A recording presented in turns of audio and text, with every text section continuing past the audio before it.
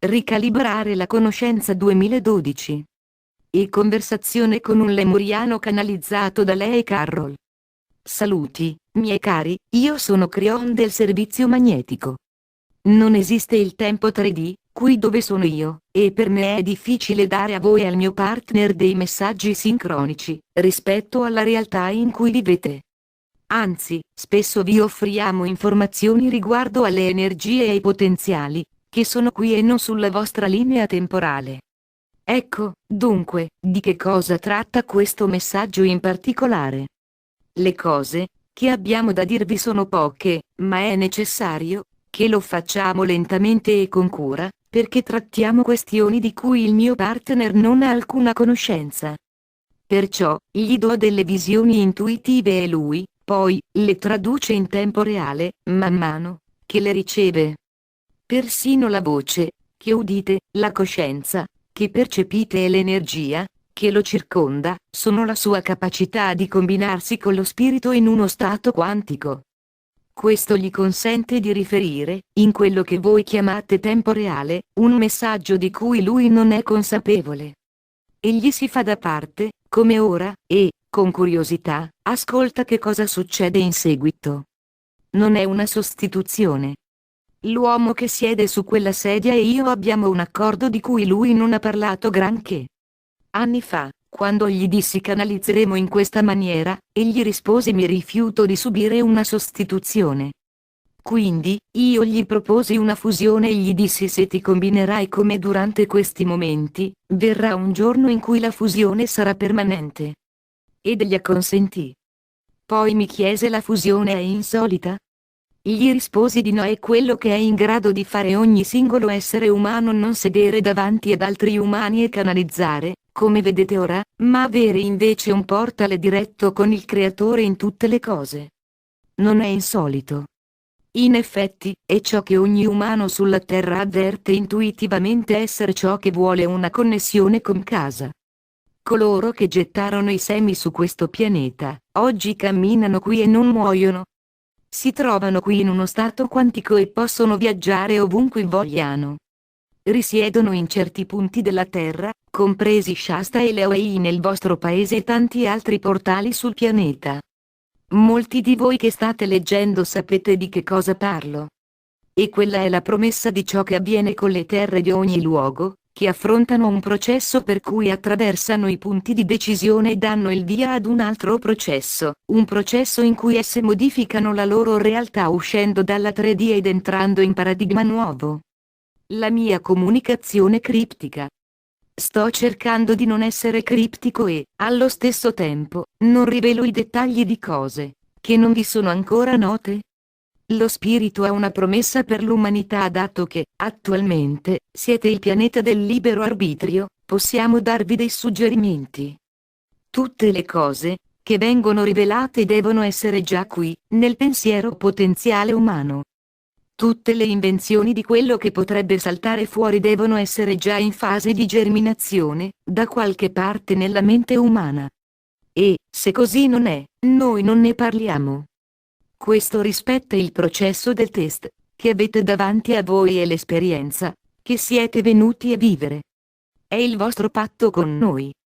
Forse, questa è la prima volta, che lo sentite dire da qualcuno che canalizza, il fatto, che non riveliamo cose che non siano già qui in qualche forma? È la verità. Tuttavia, tipicamente, il pensiero creativo umano, persino dell'invenzione, del potenziale, della filosofia, può impiegare un decennio o più per raggiungere il punto in cui le masse ne sentono parlare. Quindi, oggi vi dirò delle cose di cui noi vediamo già presenti i potenziali. Non è predire il futuro. È già sulla Terra. Perciò ripasserò brevemente alcune cose con voi. La nuova energia 2012. Vi trovate in un'energia nuova ed è appena agli inizi. È diversa dall'energia nuova del passato. La fine del 2011, stemperandosi in questo 2012, è ridato luogo a quello che andavamo predicendo da tanto tempo. È il ponte di spade. Il ponte di spade, che abbiamo già descritto, è un ponte che l'umanità adopera per passare da un'energia all'altra ed è celebrato in tutto l'universo. È celebrato da coloro che contribuirono a seminare il pianeta e da quelli che contribuirono a seminare loro, e da quelli prima di essi e prima ancora. Sono tutti in piedi accanto a voi, di fronte a voi, nel corridoio della vostra vita, con le spade incrociate sopra di voi, a festeggiare la vostra vittoria. Come la cerimonia del matrimonio militare, quando i compagni di battaglia si alzano e incrociano la spada, mentre voi percorrete la navata, quello è il punte di spade ed è quello che state facendo voi. Oh, cari, può di nuovo sembrarvi criptico, ma questi qui che incrociano le spade hanno affrontato quello che avete affrontato voi. Loro sanno che cosa sta succedendo e dove ciò potrebbe finire per condurvi. Hanno atteso molto a lungo questo momento. Sono così tanti, provenienti da così tante differenti parti dell'universo, e tutti lo sanno. Aiuto in quello che sta succedendo attualmente. Avete aiuto. Che cosa succede a un pianeta che sta iniziando ad ammorbidirsi? Le anime vecchie sono i portatori di luce, e lo sono da anni. Sono quelle che possono mostrare al resto della Terra la luce in un luogo buio. È quello che fate da anni ed è stata una lotta in salita. È una metafora troppo usata, ma che continuiamo a proporre per semplicità. Considerate che, sul pianeta, avete persone che hanno camminato nell'oscurità per migliaia di anni. È soltanto il buio. Non è malvagio o mistico, ma semplice assenza di luce. È un'oscurità in cui l'umanità non si unifica, perché è difficile farlo, se un'intera razza umana si muove al buio. È difficile sapere cosa fare, quando non si riesce a vedere dove mettere i piedi. Allora vi prendete cura di voi stessi. Si tratta più di sopravvivenza, che altro le cose basilari. In modalità sopravvivenza, raccogliete gli altri intorno a voi per il conforto e la sicurezza. Li sentite, li percepite, potete radunare quello che chiamate un gruppo e vi stringete nel buio, metaforicamente. Questa è la metafora per il pianeta così come lo conoscete. Le guerre scoppiano perché siete al buio. Non riuscite a vedere gli altri, quindi li temete e vi preparate a difendere sempre la vostra realtà. È andata così per quasi tutta la vostra storia. Improvvisamente, però, c'è luce. Cosa succede quando c'è luce in luogo buio, anche solo un po'? Improvvisamente, molti riescono a vedere come camminare da qui a lì. Immaginate di dover camminare al buio da anni per secoli e, di colpo, ecco una luce sul sentiero. Non esiste la paura dell'ignoto, quando potete vedere davanti a voi. Siete liberi di unirvi, dato che potete vedere che gli altri sono proprio come voi. Sono liberi di avere idee. Siete liberi di avere conoscenza. Questo messaggio particolare è come vi ho detto che sarebbe stato. Potete chiamarlo ricalibrare la conoscenza del pianeta. A vostra insaputa, e molto lentamente, sta avvenendo un ammorbidimento, che sposta ulteriormente le energie del pianeta dal maschile al femminile. Cioè, sta equilibrando ciò che era sbilanciato. Il nord e il sud si stanno unendo, nel senso di emisferi, così che non ci sia più un emisfero settentrionale ma piuttosto un emisfero equilibrato. Deve succedere in questo modo, affinché l'Africa faccia quello che farà. Seguono predizioni. Osservate l'Africa sulla cartina geografica. Capirete di cosa parlo. L'equilibrio si deve verificare e lo sta facendo. L'Africa, entro 75 anni, diventerà letteralmente il mondo nuovo. Cosa succede quando guarite un continente e le cose fondamentali sono quindi disponibili, senza il controllo di malattie o dittatori? La risposta è l'inizio sorprendente di una civiltà, che non ha confini e niente da disimparare se non la povertà. State a vedere e state indietro. Cosa succede quando la Terra inizia ad ammorbidirsi e c'è più luce? Persino i terroristi cambiano. Ti invito a tenerlo d'occhio, essere umano, ti invito a tenere d'occhio a tutto quanto. Potete osservare il verificarsi di cose che non vi aspettate. Quando l'Unione Sovietica crollò, Quanti di voi avevano le risposte del perché fosse successo senza una guerra civile? È perché quella vecchia energia non era più sostenibile dagli umani, che vivevano là. Arriva un momento, nella fisica della coscienza, in cui se non avete un gruppo cooperante di esseri umani, che siano d'accordo su un precetto di vecchia energia, questo non può essere sostenuto. Cosa succede quando la maggioranza del mondo non vuole più la guerra? Lo state effettivamente vedendo mentre si sviluppa. Qualcuno vi ha detto che vi è scaduto il tempo per un'altra guerra mondiale? Nella 3D è così. Nel paradigma della vecchia energia è così. Voglio che osserviate alcuni paesi. Non ho un orologio con questa affermazione. Crion ci sta dicendo che non c'è una cornice temporale, dal suo lato del velo, ma solo dei potenziali. Ve lo dirò e basta, è imminente secondo i tempi dello spirito, questo potrebbe significare anche un decennio. Voglio che osserviate attentamente i cambiamenti in alcuni paesi. Vedrete i cambiamenti, che sono ovvi e altri che non lo sono altrettanto velati o presunti. Ma quelli ovvi è più probabile, che li vediate prima Cuba, Corea del Nord, Iran, naturalmente e Venezuela. Voglio che osserviate quello che accade quando inizieranno a rendersi conto di non avere più alleati sulla terra. Persino i loro fratelli, che prima li sostenevano nell'odio, stanno dicendo forse non più. Sembra che non ci sostenga più. Osservate le sincronicità che avvengono. I leader, che sono deceduti, o che moriranno il prossimo anno o giù di lì, porteranno con sé le vecchie modalità. Guardate che cosa succede a quelli che prenderanno il loro posto e ricordatevi di questi incontri in cui vi ho descritto quei potenziali. La vecchia energia è viva, ma non felice. Voglio dirvi una cosa: la vecchia energia muore tirando calci. L'energia vecchia non si arrende, mai. L'energia vecchia, insomma, è dura e lenta a morire. Ci saranno delle resistenze per molto tempo. Ci saranno quelli convinti che il solo modo per ottenere ciò che vogliono sia di creare dramma, guerra e paura. Essi continuano a voler spuntare fuori in posti in cui pensavate di essere al sicuro e a trascinarvi indietro con loro. Odiano il fatto che la terra ci vada morbida con loro. E continuano a far sferragliare le loro sciabole, a minacciare e, così facendo, fanno notizia. Essi non sono la maggioranza, essere umano, ma spesso sono quelli più chiassosi. Quando ve ne andate in giro in perfetta salute e vi sentite alla grande, a parte un dolore alla luce, che cosa pensate? Al vostro alluce dolorante, così, guardate i media, che parlano per interminabili ore degli alluci doloranti e vi deprimete. So che capite la metafora. Il clima, di nuovo. Il mio partner è andato contro natura, gli anni scorsi, per trasmettervi quello che ho canalizzato riguardo al clima. È riscaldamento globale? No, migliorerà? No, questo è un ciclo di 2 generazioni. Continueranno ad esserci terremoti, tsunami, eruzioni vulcaniche e uragani. È una ricalibrazione della vita nell'oceano e l'umanità deve affrontarla in ogni modo possibile.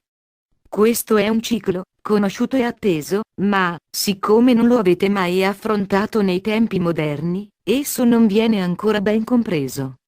Mi piacerebbe dirvi che avete lo stesso equipaggiamento intuitivo che hanno gli animali, per tenervi al sicuro, nel posto giusto al momento giusto. Eppure voi non ci credete. Voi ricorrete all'angelo del parcheggio, ma non all'angelo della vita. Le cose piccole vi vengono facili, ma quelle grandi sono un mistero.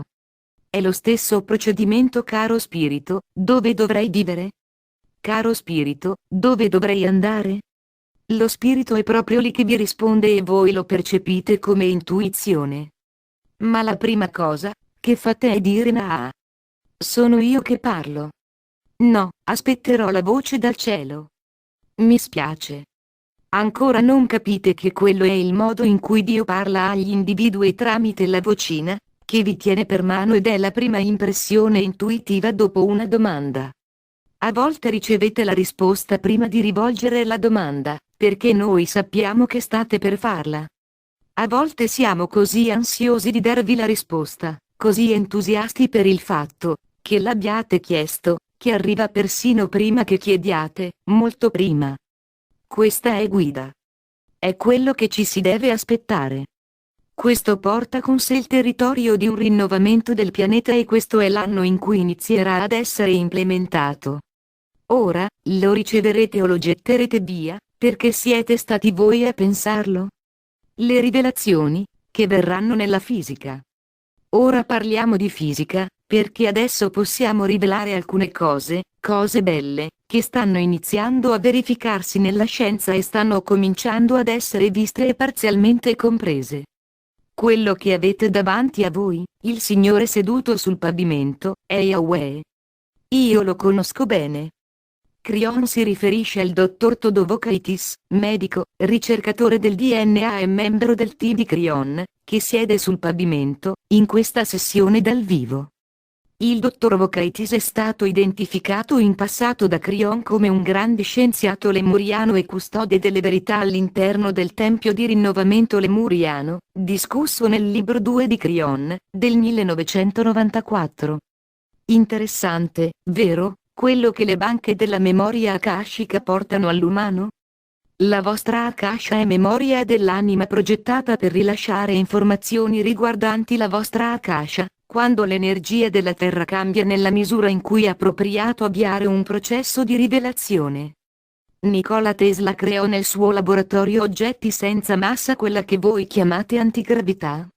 Egli sapeva come trasmettere l'elettricità senza usare i fili a proposito, attraverso il terreno, non l'aria, attraverso la terra non nell'atmosfera, ed era frustrato di non poterlo dimostrare meglio. La tecnologia non c'era, ma, più di questo, l'energia del pianeta, a livello cosciente, non era pronta per lui. Egli non riuscì ad oltrepassare la barriera delle convinzioni altrui. A proposito, egli è tornato e anche Einstein, e li riconoscerete quando vedrete a cosa stanno lavorando. L'energia del vostro tempo è pronta in modo appropriato per alcune delle teorie, che erano in anticipo sul loro tempo, che erano accurate allora come adesso.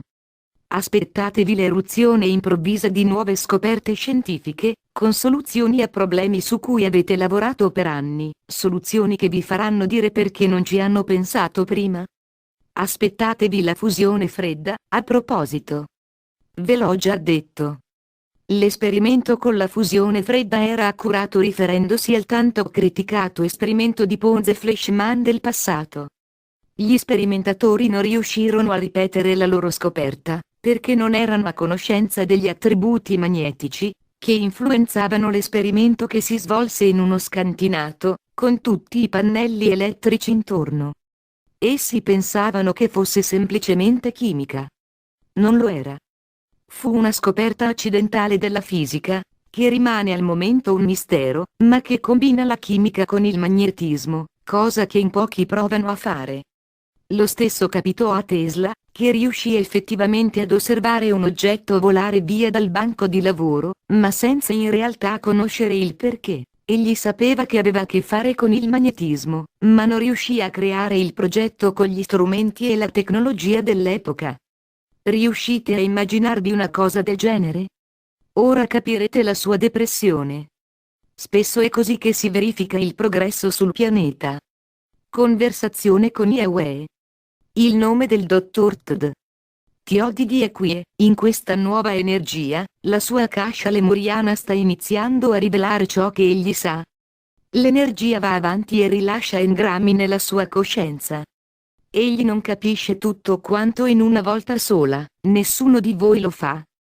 La visione, che egli ebbe, diede inizio alla sua ricerca parlando della visione sul DNA, che ebbe anni fa, ma ora egli sta ricordando cose che gli vengono rilasciate un po' per volta. I miei messaggi per Yahweh, riguardanti le sue profonde sintonizzazioni pineali, non provenivano dall'etere. Lui già sapeva. Ma, diciamo, aveva bisogno di uno stimolo in modo da coordinarsi con l'orologio del 2012. E ha funzionato e lui sarà pronto in tempo. Ma egli conosce già queste informazioni. Egli aveva già avuto il sentore e la percezione dei toni messi insieme, perché egli sa del ciclo della fisica di cui nessun altro parla, e noi lo faremo oggi. Il Tempio del Rinnovamento. Quando era Yahweh, in Lemuria, Tod dirigeva una cosa chiamata Tempio del Rinnovamento. Furono fatti dei tentativi per ricrearlo in Atlantide, molto, molto più tardi, ma non ebbero successo, perché Yahweh non c'era. Yahweh aveva una qualità, che i Lemuriani sapevano essere inconsueta, ed era il fatto, che egli viveva una vita 3 volte più lunga della loro. Dunque, egli possedeva certi segreti riguardo all'energia e, in particolare, riguardo al DNA. Nel Tempio del Rinnovamento egli aveva scoperto qualcosa che è in fase di scoperta proprio adesso.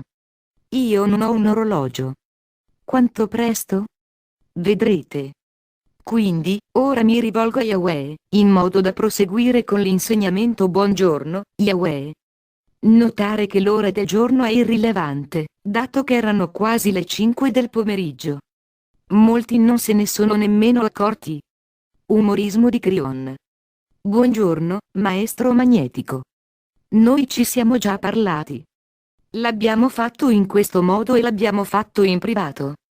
Non vieni messo in difficoltà, perché noi teniamo sempre queste conversazioni con l'amore appropriato, magari solo per spingere su questioni, che sono già lì, affinché esse si allineino con il vostro orologio di nuovo. Si parla del tempo 3D, che abbiamo noi.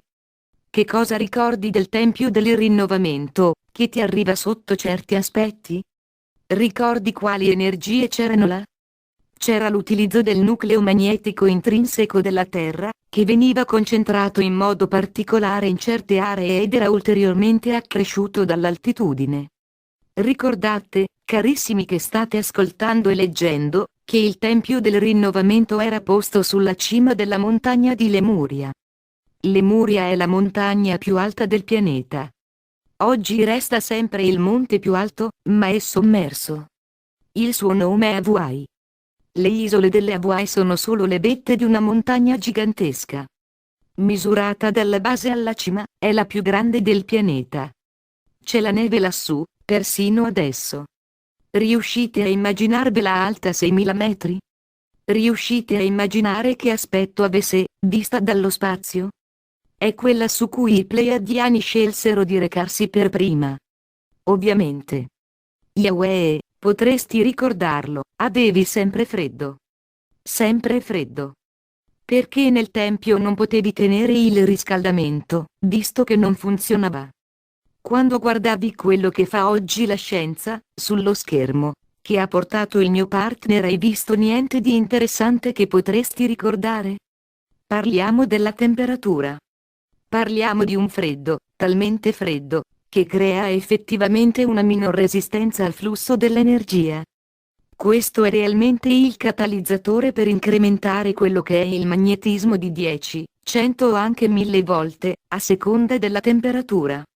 Senza i macchinari tecnici, era una delle caratteristiche, che ti consentiva di fare quello che facevi in quel tempio.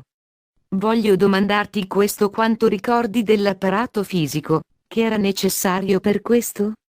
Ti chiedo queste cose solo perché mi interessa vedere cosa sta combinando la tua Akasha. Abbiamo detto che c'era qualcosa chiamata l'obiettivo umano. Tod in questo momento, la caratteristica determinante è un elemento magnetico, con una geometria particolare, sia sopra che sotto il cosiddetto obiettivo umano. Dunque, c'erano entrambi i magnetismi, c'era il punto nord zona, che crea l'entanglement, e c'era l'importanza di una controrotazione e di un controvortice. Molto bene. Notevole. Ora, la domandona. Dunque l'umano è correlato a entangled, vero? Con che cosa è correlato l'umano a livello quantistico? Ricordi? Ti chiedo questo: quanti umani ci sono in sala? Tod circa 10. Precisamente. E ce n'è uno speciale? Tod l'umano modello. Esatto. Ah, davvero? Ricordi qualche altra caratteristica dell'umano modello, che sarebbe notevole a vedersi? Non ci sei ancora.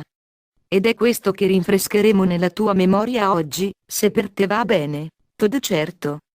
Tornerò da te, Yae, ma, Per ora, devo svolgere un processo affinché tutti voi capiate che cosa sta succedendo. Nel processo sta la rivelazione. Ora vi porto alla struttura atomica di base. L'ho già fatto, ma non vi ho mai portato a questo stadio. Voglio che osserviate come un elettrone, come se foste là, piccoli quanto lui. Ora vai piano, mio partner, perché non sei stato addestrato per questo ed è importante che ricevi il messaggio così come viene presentato, senza arricchirlo. Creon si rivolge a lei. I fisici dicono che l'elettrone ruota. Non lo fa e non può. Non c'è alcuna superficie su un elettrone, dato che essi sono energia. Essi non ruotano, ma hanno invece un potenziale elettronico. Ogni singola particella di questo pianeta, tutto ciò che potete vedere, tutte le cose di questo universo, sono create con la polarità. Queste sono informazioni nuove, ora. Tutte le cose sono create con la polarità e sono progettate per essere autoequilibranti. E, a causa della polarità di quello che voi chiamate più e meno, esse si spostano e cercano di equilibrarsi all'interno di un campo. Tutte le cose, sia fisiche, che di altro genere. Tuttavia, tutte le polarità sono inclini ad essere influenzate da quella che chiamerò pari pressione.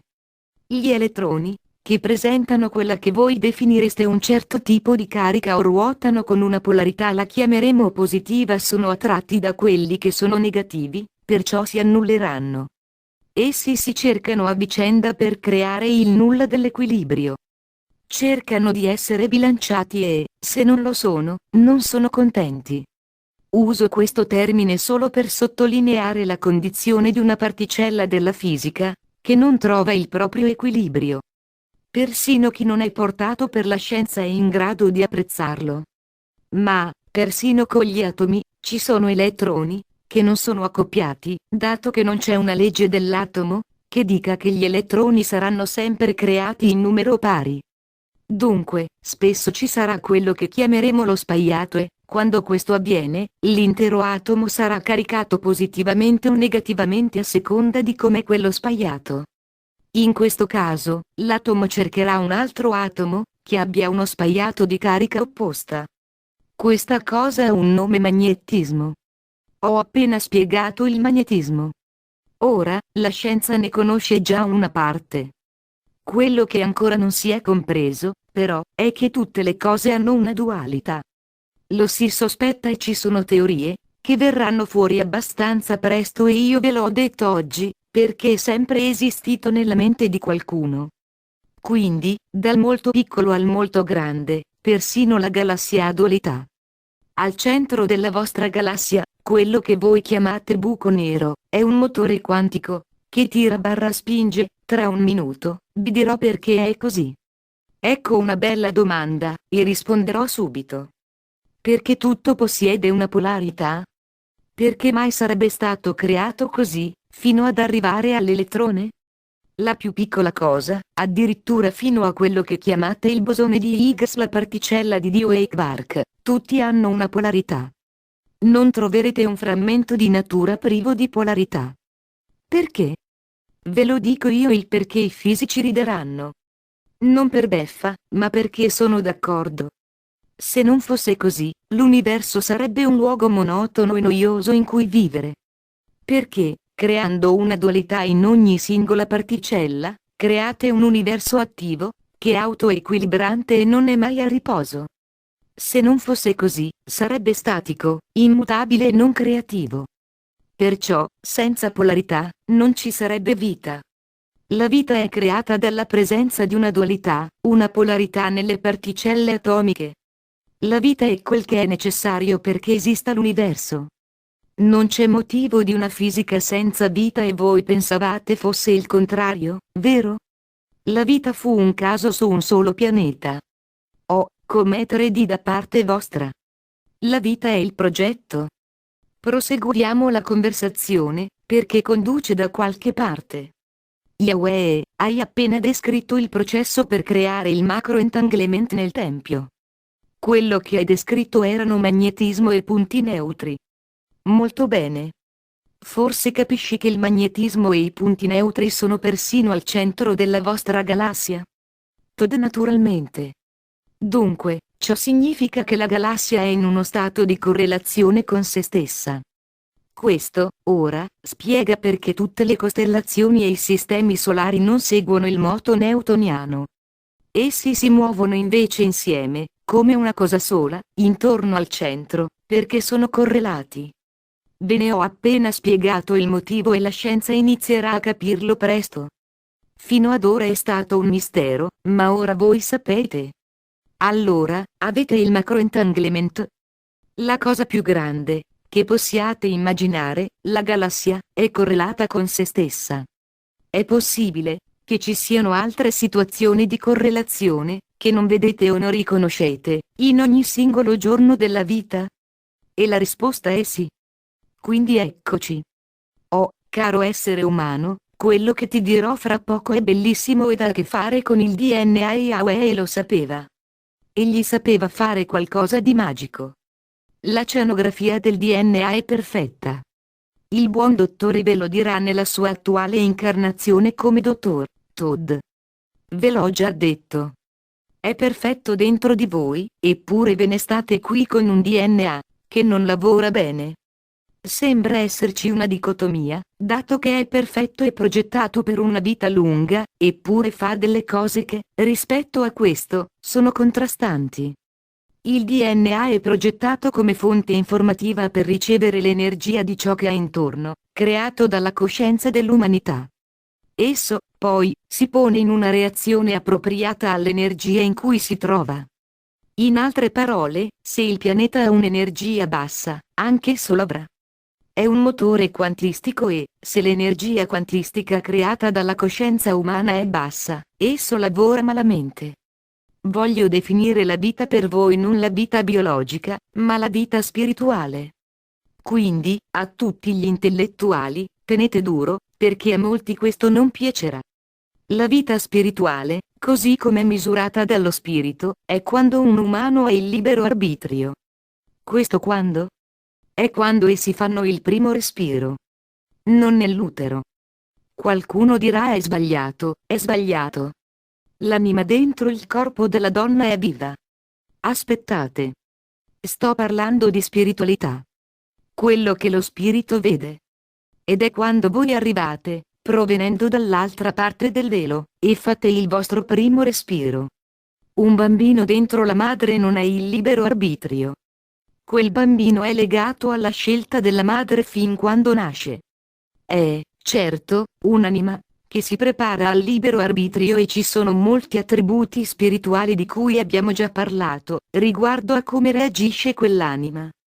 Ma ora sto parlando della vita con la polarità dualità, col libero arbitrio.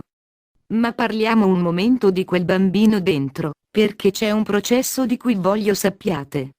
Voglio parlare di 240 giorni dopo il concepimento.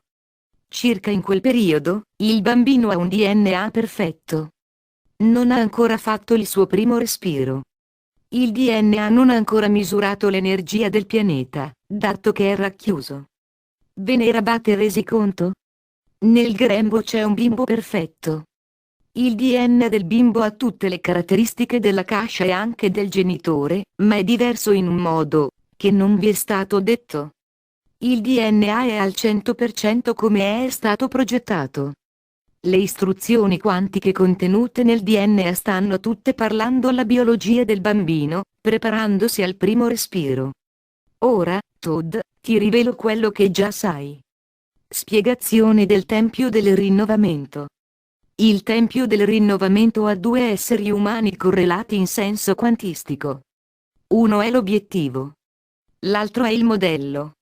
L'estensione della vita, attraverso la conoscenza del DNA, che Yahweh possedeva, consisteva nel correlare l'obiettivo con il modello e nel trasferire certe caratteristiche da uno all'altro.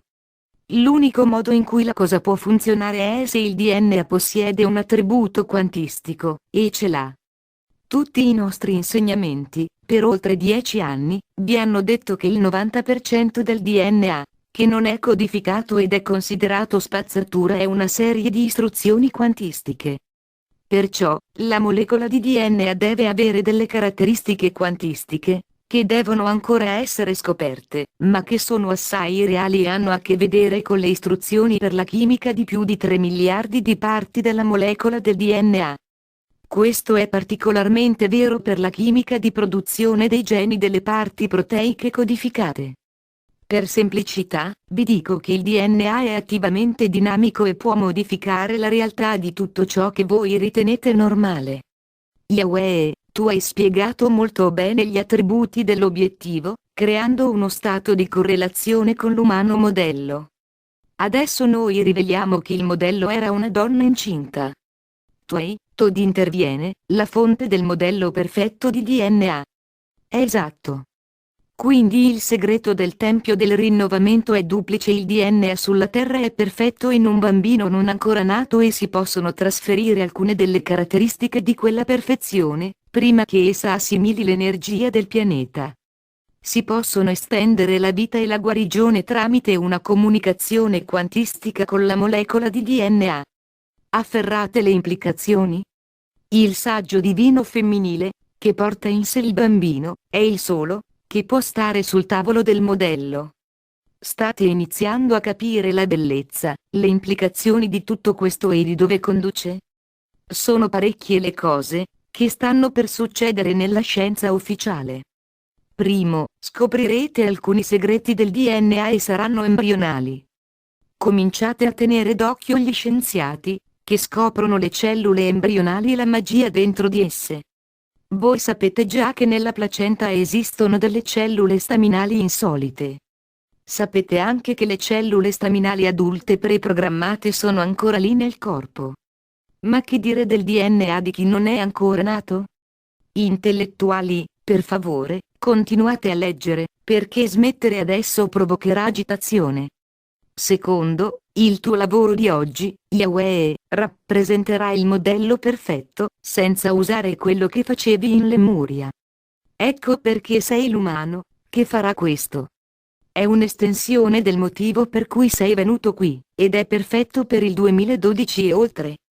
Le cellule embrionali del non nato sono intoccabili per la società, e potrebbero persino essere su Marte, perché nessuno nella scienza cercherà di utilizzarle in maniera 3D, che è tutto ciò che sapete fare, in questo momento. Se ci provassero, non funzionerebbe comunque. Ci sono dei processi quantistici, che state imparando che, non solo non sono invasivi, ma sono effettivamente utili e possono trasferire degli attributi da una cellula biologica ad un'altra e da un umano ad un altro. Pensate al wireless Cryon di nuovo umano. Quello che pensavate richiedesse fili lunghi più di 1500 km, ora viene fatto con dei satelliti. È un'analogia che vi dimostra che state andando verso una comprensione del tutto nuova del trasferimento di energia. Parliamo per un momento della madre, che è in quel tempio. La donna sul tavolo di allora, che è il modello, vinse la lotteria lemuriana Cryon Falo Spiritoso, perché lei sa che il suo bambino, essendo correlato con un altro umano, non importa quanto vecchio o malato, crea un miglioramento di ciò che quel bambino sarà.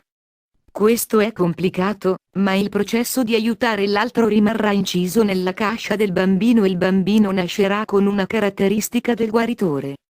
C'è complessità e controversia e pensiero super intellettuale in tutto questo, perché i vostri cervelli 3D si lanceranno in cerca di qualcosa di sbagliato in tutto questo. Tutto ciò che posso dirvi è che il sistema quantistico non è un sistema lineare e la vostra logica finirà per terra, se cercate di analizzare queste cose. Riuscite a immaginare il tempo in cerchio?